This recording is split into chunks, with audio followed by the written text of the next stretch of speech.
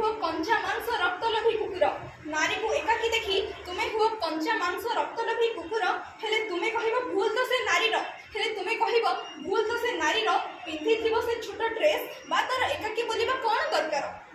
हेले थरे स्मरण कर से 3 वर्षर कुनी झील परी उपाख्यान। ना से पिंधिथिला छोट ड्रेस ना से करिथिला तुमको आकर्षण। कौन लाभ पाइल जीवन नहीं से निष्पाप कलीर। जुगे जुगे नारी होइछि अवहेलित अपमानित निर्यातित क्षत विक्षत। माता सीता देवी पांचाली और निर्भया हत्याकांड अटे एहार उदाहरण ज्वलंत।